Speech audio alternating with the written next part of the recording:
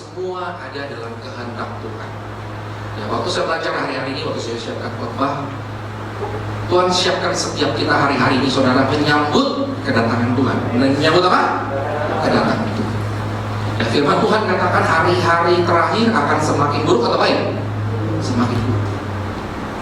Ya, Tuhan sudah bilang goncangannya semakin kuat. Semakin Tuhan mau datang, semakin digoncang. Ya, kenapa? Karena manusia harus digoncang dulu baru dia ingat. Ya, kalau enggak saudara santai aja. Ya, Tuhan tahu kenapa harus digoncang. Semakin manusia digoncang, semakin dia berharap sama Tuhan, betul nggak? Karena harusnya nggak boleh. Semakin saudara digoncang, semakin kuat doanya.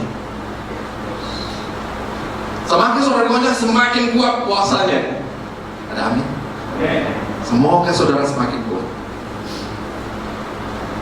Ya, hari-hari ini banyak orang terus ambil dalam doa. Ya, mama saya di Amerika katanya ada gerakan doa puasa bersama. Waktu kemarin berita apa tuh?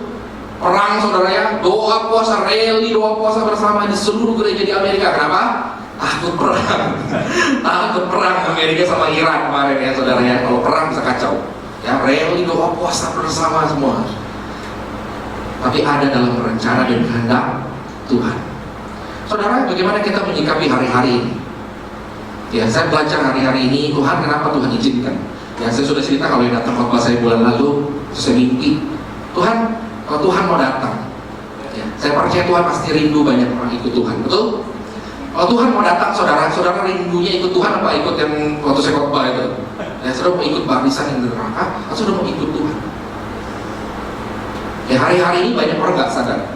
Ya, hari-hari ini banyak orang pilih, nanti aja lah. Tuhan itu datang dari zaman 10 tahun yang lalu bilang mau datang. Sampai hari ini nggak datang-datang. Ya, tapi hari Tuhan datang seperti apa, saudara? Pencuri. Nggak ada pencuri datang. Saya maling rumah kamu malam ini. Siap-siap. Nggak ada. Pencuri datang selalu tiba-tiba. Apa?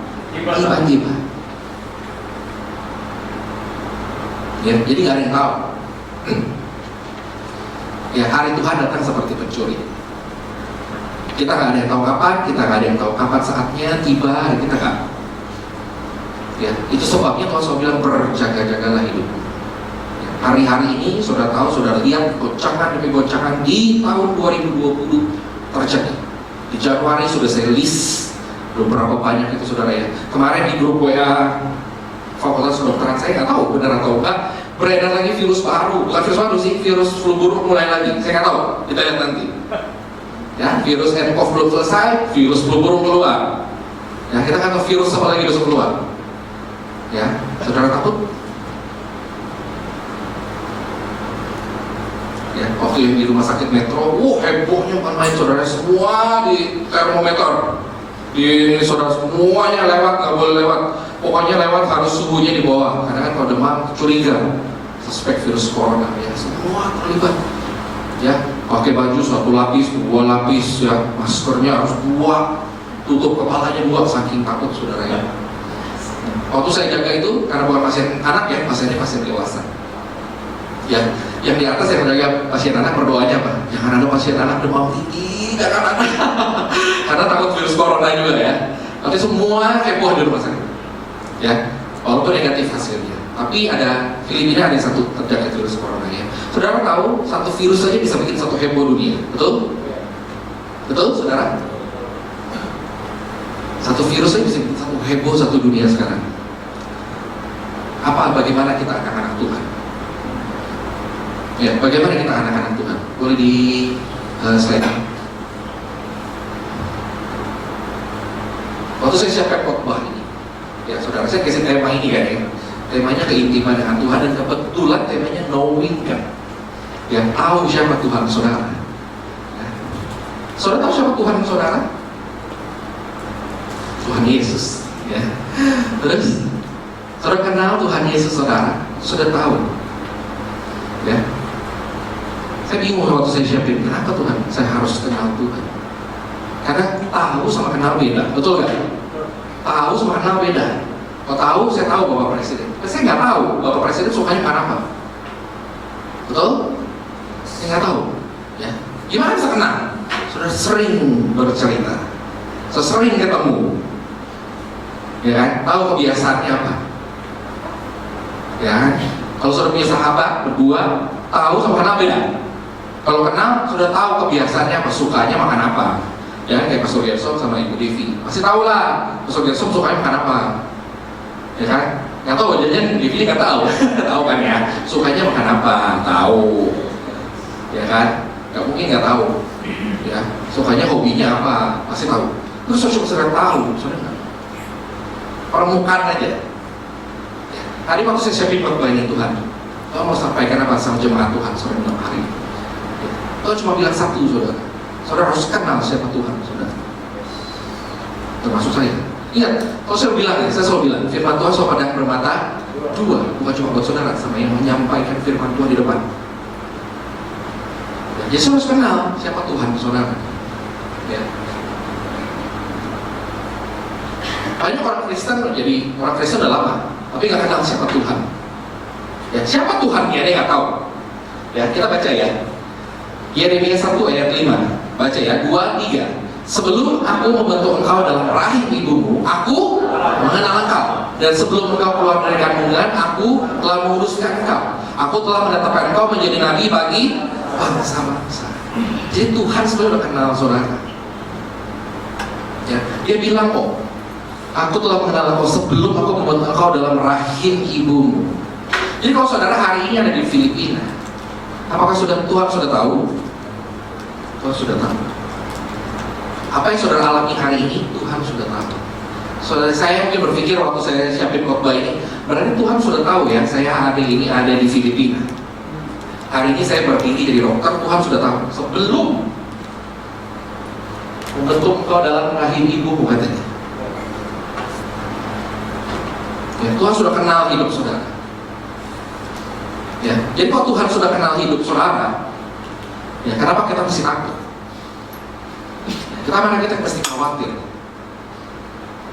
Tuhan sudah kenal kok. Tuhan sudah tahu hidup saya jadi apa. Ya, Tuhan sudah tahu rencana ke depan hidup saya bagaimana. Tuhan sudah tahu. Tapi kadang-kadang manusia begitu saudara ya. Dia berpikir ya, kenapa begini, kenapa begitu. Ya, saya ajak saudara waktu saya siapin ini ada 3 sebutan Tuhan. Saya percaya teman-teman sudah pernah dengar, saudara sudah pernah dengar, ya. Satu apa tuh saudara? Jehovah Jireh, Jireh. Ini sebutan umum sebenarnya ya. Jehovah Jireh, katanya. Jehovah Jireh itu artinya apa saudara? Apa tuh? The Lord who provides. Allah yang menyediakan, katanya. Betul? The Lord who sees, who will see it. Tuhan yang cukupin, Tuhan yang tahu. Ya, ada sebutan banyak ini, tapi saya ambil 3 yang paling umum buat kita. Ya, katanya Tuhan itu Jehovah Jireh, the Lord who provides. Ya, Tuhan yang cukupkan, Tuhan yang sediakan, Tuhan yang apa lagi? Kasih buat saudara. Ya, tapi berapa banyak kita hari-hari ini bilang, di mana Tuhan? Ya, Tuhan Yesus di mana? Ya, di saat kesusahan, Tuhan itu di mana? Ya, kita baca nih, Kejadian 22 ayat 13 saudara ya. 2-3. Lalu Abraham menoleh dan melihat seekor domba jantan di belakangnya yang tanduknya tersangkut dalam luka. Abraham mengambil domba itu lalu mengorbankannya sebagai korban bakaran pengganti. Saudara tahu kisah ini? Tahu waktu si Abraham suruh korbanin si Ishak. Ya, kisah ini katanya si Ishak karena tuh anak yang paling dikasihi, betul nggak? Ya, anak yang paling dikasih Tuhan bilang suruh korbanin. Ya, saya waktu baca ini saudara ya, saya kan dokter anak ya. Saya nggak bayangin ini. Itu bayi aja, kemarin saya sudah dijadikan ya. Saya punya kemarin masih ya, waktu bayinya lahir dengan hernia diafragmatika. Ya, apaan tuh? Ya, hernia diafragmatika itu jadi ada lubang di diafragma di sini, ususnya naik ke paru-parunya. Ya, bayinya lahir dengan demikian. Ya, hernia diafragma. Jadi dari lahir keluar, kita sudah tahu karena dari scanning sudah kelihatan. Ya, bayinya waktu keluar biru. Karena kenapa? Sulit bernafas karena ususnya naik ke atas. Jadi paru-parunya ditekan sama usus. Gitu ya. Sebelum lahir, kami sudah jelaskan sama orang tua, ibu, bapak, kemungkinan hidupnya di bawah 50%. Kondisi seperti ini cukup sulit. Kalau nanti dioperasi, ya kan dioperasi, ususnya ditarik ke bawah, ditutup sini lubangnya. Tapi kemungkinannya kecil, kalaupun berhasil. Ya saudara, orang tuanya nangis minta ampun, saudara ya. Nangis, dia bilang, dokter lakuin apa aja. Lakuin apa aja bagi anak saya selamat. Berapa bayarnya? Saya bayar. Itu udah jelasin tuh, kemungkinan hidup di bawah 50%. Kalau tetap lakukan tindakan operasi atau enggak, dia bilang lakuin. Sambil nangis, lakuin dong. Apa aja, berapa aja saya bayar. Saudara, anak itu begitu berharga, betul? Saya belum punya anak, mungkin punya anak tahu. Ya. Bagaimana Tuhan suruh Abraham mengorbankan anaknya, ya, untuk ikut Tuhan. Tapi setelah itu dia, Abraham menoleh melihat seekor domba jantan. Tuhan yang sediakan ganti. Masalahnya kita suka melihat masalahnya, betul gak? Kita suka melihat masalah yang ada di depan kita. Jehovah Rafa. Yang kedua nih, Jehovah Rafa. Apa tuh artinya saudara? Heals. Dia Tuhan yang menyembuhkan saudara. Ya, dia Tuhan yang menyembuhkan saudara. Ya, nanti saudara baca Keluaran 15 ayat 26. Ya, the Lord of who heals, katanya Tuhan yang menyembuhkan. Ya, jadi apapun telah terjadi virus corona hari-hari ini yang terjadi, saudara, saya bilang Tuhan kan Jehovah Rafa. Betul nggak? Ya, betul, kita harus precaution, pakai masker. Tapi Tuhan Yesus Jehovah Rafa, Tuhan yang menyembuhkan. Selama saya ikut Tuhan, harusnya nggak boleh sakit. Selama Tuhan Jehovah Rafa buat saya, Tuhan yang sembuhin saya. Jadi hari-hari ini saudara harus belajar kenal Tuhan. Pertama, Jehovah Jireh. Dia apa? The Lord who provides. Dia yang sediakan. Ya. Khawatir saudara? Khawatir. Kau bilang sama Tuhan malam hari ini, Tuhan kan Jehovah Jireh. Tuhan yang provide segalanya. Tuhan yang sediakan segalanya buat kami. Saya serahkan sama Tuhan. Ya. Kalau orang tuanya ini, malam hari ini nanti saudara yang datang dan orang tua saudara sakit sudah lama. Dengar baik kesatuan malam hari ini. Tuhan Yesus Jehovah Rafa. Ya, dengar baik. Ya, malam hari ini bilang sama Tuhan, Tuhan kau Jehovah Rafa. Malam hari ini orang tua saya sembuh dalam nama Yesus. Dia Jehovah Rafa. Dia yang sembuhkan. Malam hari ini kalau saudara datang dengan sakit, bilang Tuhan Yesus kau Jehovah Rafa buat saya. Tuhan yang menyembuhkan. Yang ketiga, apa tuh saudara? Jehovah Nisi. Sebenarnya masih banyak ya. Saya ambil 3 aja contoh. Apa tuh? Lord our banner, my refuge. Tuhan tempat, apa tuh namanya ya? Perlindungan saya, tempat menara saya, gitu ya. Tuhan kan tempat perlindungan saya. Ia berkata tangan di atas panji-panji Tuhan. Tuhan berperang melawan Amalek turun temurun. Ya. Jehovah Nisi katanya. Tuhan jadi sumber kekuatan saya. Ini baru 3, saudara, masih banyak ya. Saudara baca nanti banyak.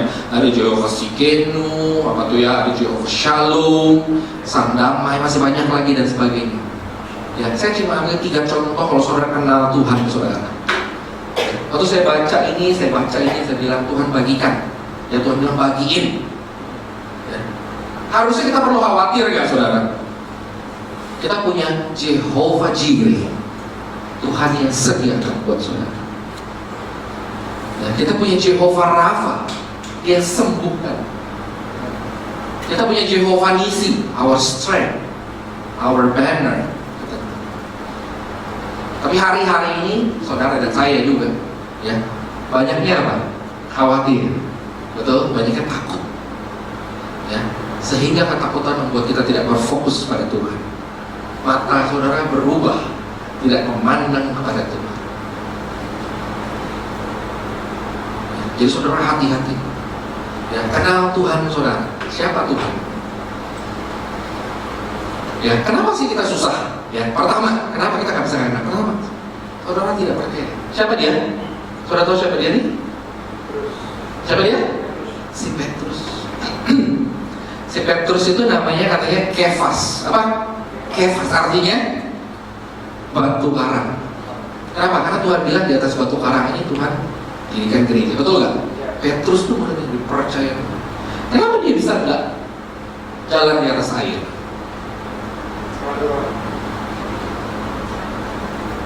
Saudara lihat ya, Petrus sehari-hari sama Yesus, betul? Betul ya. Dia lihat segala yang mujizat yang Yesus lakukan. Itu saudara lihat di Matius 14 ini, saya baca buat saudara ya. Tetapi, ulangi, tetapi ketika dirasanya apa nih? Tiupan angin, terus takutlah. Ya, yang di depan ini siapa? Tuhan Yesus bukan saudara? Tuhan Yesus kan. Saudara bayangin orang yang bisa bikin air jadi anggur. Saudara, orang yang bisa bilang angin ribut, stop, berhenti. Ya, di depannya lagi jalan. Dia bilang, Tuhan saya mau jalan. Itu dia jalan. Ketika dirasa apa? Tiupan angin, takutlah dia. Ya, di depannya Tuhan Yesus. Ya, tapi dia takut. Petrus takut waktu ada angin datang. Ya, kenapa Tuhan sampaikan ini? Kenapa saudara? Kita juga begini. Waktu ada angin datang, saudara takut. Takutlah ia dan mulai tenggelam dan Tuhan tolonglah aku. Segera Yesus mulai tangannya memegang dia dan berkata, hai engkau orang yang kurang percaya, mengapa engkau bimbang? Ya. Saya bilang, Tuhan susah amat ya, mau lulus saja bisa kagak selesai. Kalau Tuhan bilang sama saya loh saudara, hai engkau orang-orang percaya, kenapa engkau bimbang? Hari ini saya sampaikan sama saudara, hai engkau orang-orang percaya, jangan saudara bimbang. Kenapa saudara memandang Tuhan tapi saudara bimbang? Karena saudara merasakan tiupan angin. Depan saudara Tuhan. Kenapa kita bimbang? Kenapa kita bimbang? Kenapa? Saudara takut. Ya, ada tiupan angin yang kuat yang membuat saya jadi jatuh. Ya, kita lihat pesan Tuhan buat apa? Buat kita semua. Kedua, saudara ya, ini gambar Tuhan Yesus lagi ngasih apa nih? Ada dua makanan di sini. Saudara pasti tahu kisahnya kan? Apa nih? 5 roti sama 2 ikan. Harus kasih makan berapa? 4.000 ke 5.000? 5.000 laki-laki. Firman Tuhan. 5.000 laki-laki belum sama anak-anak, betul gitu ya? Sama perempuan. Mungkin kalau kali 2 10.000. Tapi di sini cuma ada apa? 5 roti sama 2 ikan. Waktu itu saya pernah punya anak binaan. Pintornya minta ampun saudara. Ya, pokoknya mungkin kalau di lulus tuh summa, sumo, makna, makno, cum laude, semua. Pintor banget pokoknya. Ya, dari Regina Pacis Bogor ya, saudara sekarang dia kuliah lulusan dari Nanyang University Singapura. Pinter banget. Datang sama saya waktu khotbah. Ya, setelah khotbah dia tanya, Kak, dia tanya sama saya, apa buktinya Tuhan Yesus bisa kasih mujizat? Ini dia, saudara orang pintar, ya, semua yang tidak masuk dalam otak dia nggak percaya. Percaya nggak saya? Ya, nggak masuk di otak dia nggak percaya. Ya, dia nggak percaya. Buktikan sama saya gimana caranya Tuhan Yesus bisa kasih mujizat. Saya bilang saya nggak bisa. Kamu mesti lihat sendiri mujizat Tuhan. Ya. Oh nggak bisa Kak, kata dia. Semua harus dibuktikan secara matematika. Karena kalau dia pintar banget, saudara, matematika dia juara olimpiade. Oh pokoknya olimpiade apa tuh segala macam, olimpiade matematika pokoknya jago. Ini saya Tuhan kasih. Itu saudara yang boleh ikut Tuhan. Tuhan kasih. Saya bilang sama dia, kamu jago matematika. Hitung berapa peluangnya 5 roti sama 2 ikan mencukupi, katanya 5.000 laki-laki kali 2, berarti 10.000 orang. Saya bilang sama dia, gimana cara 5 roti 2 ikan mencukupi 10.000 orang? Berarti saya tanya sama kamu, peluangnya satu orang dapat berapa potong ikan? Dia saudara. Masih dikit loh, masih hitung loh dia saudara. Itu. Jangan lupa, saya bilang satu lagi, sisanya berapa? Ada sisa berapa? 12 40. Satu lagi, ada sisa 12 40. Saya bilang kamu hitung, kalau hari ini kamu buktikan sama saya berhenti khotbah. Saya bilang sama dia. Saudara yang ini ya, yang ketawa, dia hitung X kuadrat plus XY plus Y kuadrat plus Y plus Y plus X akar XY. Kita tungguin aja, beli minum lama, minum lama, beli makan lama, saudara ya. Lapar, saya bilang beli kue, masih hitung, saudara. Dia bilang ngapain? Saya nggak ketemu kok. Emang nggak bisa. Mujizat Tuhan di luar logika manusia. Amin. Bagaimana caranya saudara hitung 5 roti 2 ikan kasih makan 10.000 orang, sisanya 12 bakul. Hitung pakai logika manusia, nggak bisa. Karena Tuhan nggak bisa pakai otak saudara segitu, nggak bisa, nggak mampu gitu. Ya, nggak mampu. Ya, banyak kalau anak pintar-pintar banyak nanya saudara ya, nggak salah. Ya, dia bilang kenapa itu orang mati bisa bangkit? Ya sebenarnya nggak bisa jawab. Itu di luar otak manusia. Kalau secara medis nggak bisa hidup lagi. Secara medis nggak bisa. Itu di luar otak manusia.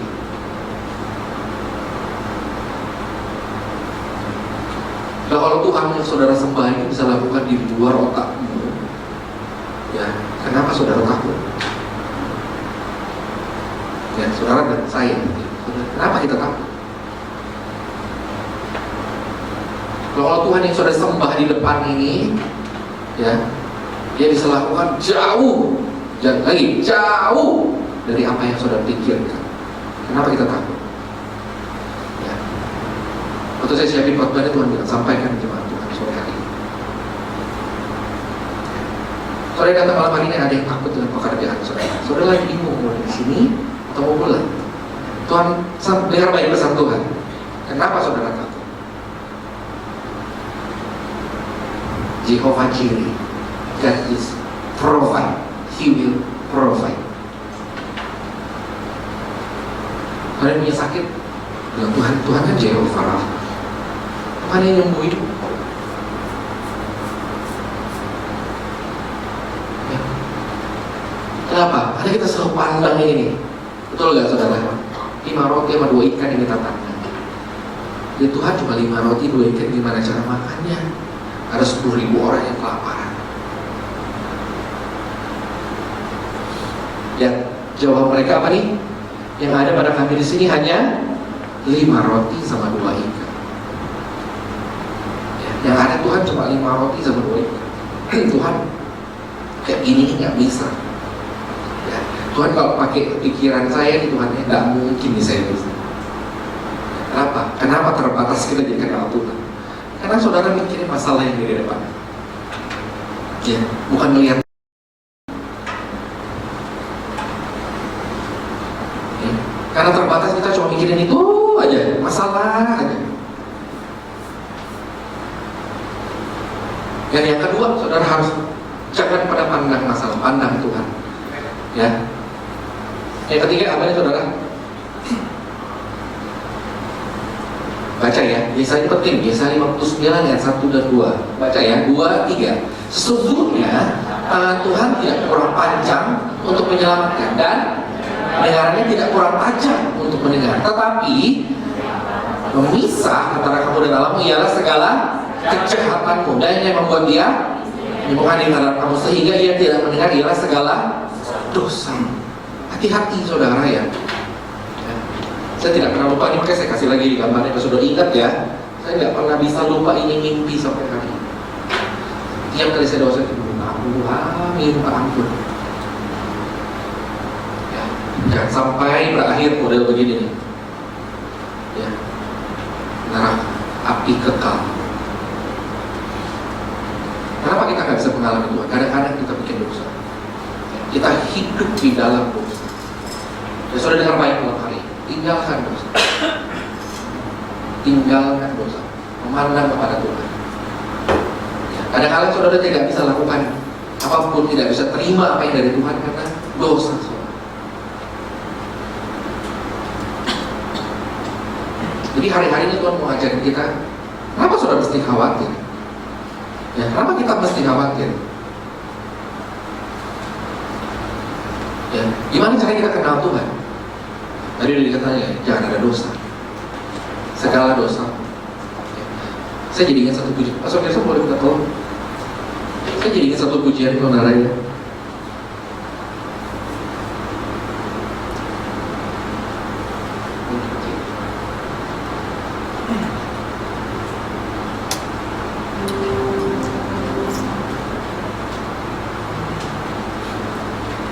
Saya tiba-tiba ingat nyanyi lagu ini saudara ya.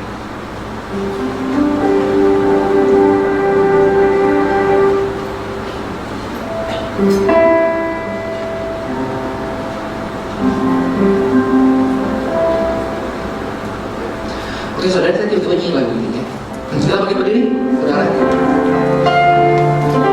Sekalipun aku dalam lembah gelap, ku tak takut, sebab Kau besertaku. Apa saudara? Sekalipun badai topan datang menerpa, ku tak gentar, sebab Kau di sisiku.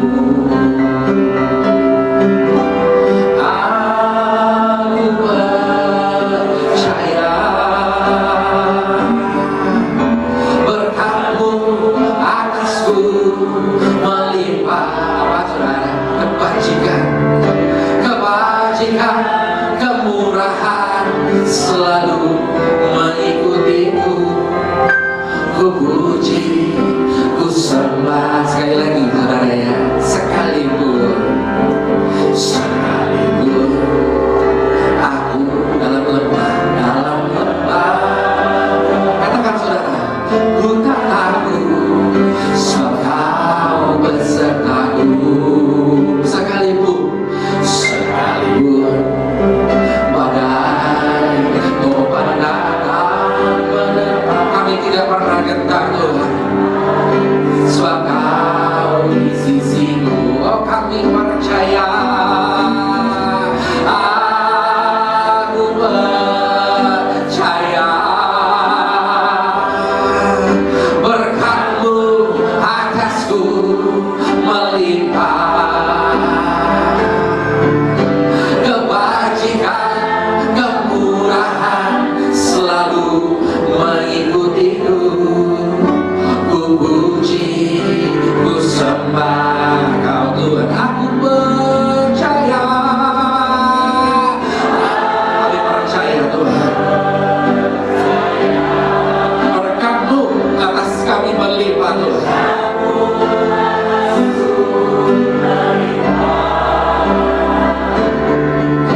Kebajikan, oh kemurahan selalu mengikutiku.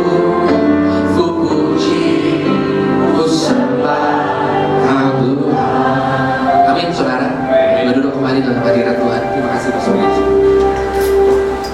Bisa saudara bilang, Tuhan sekalipun dalam lembah gelap, saya percaya Tuhan ada bersama dengan saya. Bisa? Bisa keluar dari sini nanti saudara, sekalipun badai datang sama hidup saya percaya kebajikan, kemurahan Tuhan mengikuti saya. Tuhan, ya, sekalipun yang terlihat dalam hidup saya masalah besar, tapi bersama Tuhan saya pasti mampu. Bisa saudara? Pasti bisa. Ya. Berikutnya, nah gimana caranya saudara harus punya iman kayak dia nih? Siapa nih saudara? Buat gambar ya. Siapa nih? Apa nih yang pegang nih? Pasti tahu. Kasih clue saudara ya. Siapa nih dia? Wanita yang berapa tahun? 12 tahun. Ya. Saya selalu kagum sama ibu ini. Ya. Katanya sakit perdarahannya 12 tahun.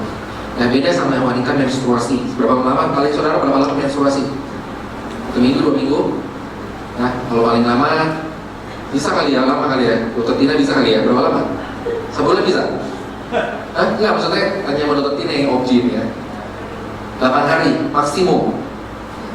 Terbayangin sakit perdarahan 12 tahun. Untuk saya bayangin ibu ini 12 tahun berdarah, Setiap hari berarti berdarah. Ya, setiap hari berarti mengalami perdarahan. Saya cuma kagum sekalipun dia dengar, ya, ada orang yang bisa sembuhin namanya Yesus. Ya. Kalau saudara perdarahan 12 tahun, saya tanya sama saudara, saudara bertahan dalam iman?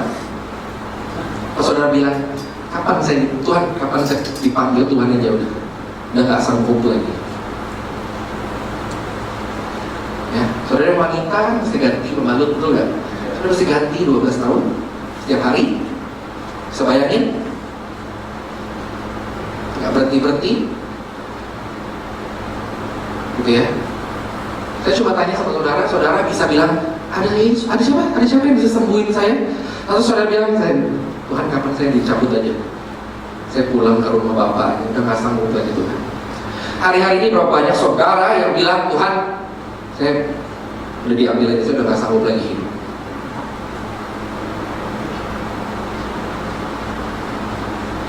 Hari-hari ini berapa banyak saudara bilang sama Tuhan, mending saya mati aja. Saya udah gak sanggup hidup, dan tidak ada harapan.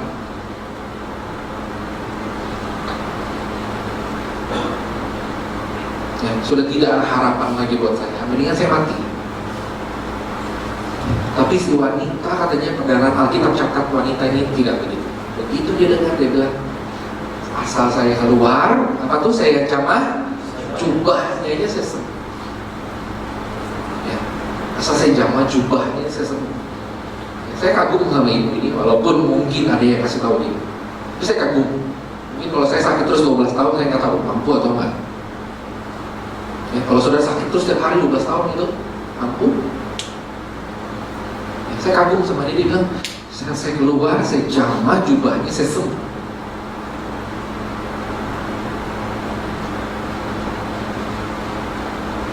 Jadi saudara harus belajar dari si wanita ini. Ya, tindakan iman. Ya, terakhir, belajar dari siapa sih saudara? Ayub. Ayub kan orang yang kenal Tuhan, betul ya? Ya. Nanti saudara baca Ayub 2 ayat 10. Ya. Dia dikasih sakit apa tuh? Baca nanti di Ayub ya. Kalau orang bilangnya sakit kurang, apa ya? Itulah pokoknya sakit kulit lah. Sampai garumnya pakai apa kalau di Alkitab? Pakai beling. Jadi saudara beling itu buat garum. Ya, berdarah, sakit, tapi saking gadelnya terus gampet gitu ya. Ya, saya baca sampai bayangin kadang-kadang jadi saudara mikir ya, terus keluarganya habis, betul gak? Keluarganya habis, anak-anaknya meninggal gitu ya, harta kekayaan habis dalam sekejap ya, dalam sekejap. Katanya Ayub orang yang kenal Tuhan ya, saya bayangin kalau tadi jadi wanita pada 12 tahun ya, sekarang bayi jadi dia. Saudara bisa bilang, saya mengucap syukur. Ya, saya mengucap syukur Tuhan baik. Bisa kita bilang itu saudara? Belum tentu. Belum tentu. Ya, sehari habis pokoknya semua, sakit lagi. Sampai teman-teman yang bilang, kutuki Allahmu. Betul gak firman Tuhan bilang? Kutuki. Apa yang kamu dapat ikut Tuhan? Gitu kan? Apa yang saudara dapat ikut Tuhan jadi orang Kristen? Setiap minggu duduk di sini ya kan, dengan firman Tuhan. Apa yang saudara dapat? Tapi Ayub memilih berbeda. Ya, yang tidak sekalipun. Saudara Tuhan terima kasih, mengucap syukur. Ya, kenapa? Ayub punya pengalaman pribadi bersama Tuhan. Ya, hari-hari ini saudara harus kenali Tuhan, saudara. Ya. Benar-benar harus kenali Tuhan, karena Tuhan kenal dengan saudara. Pribadi lepas pribadi, katanya tadi sebelum saudara dalam buah kandungan dia sudah kenal hidup.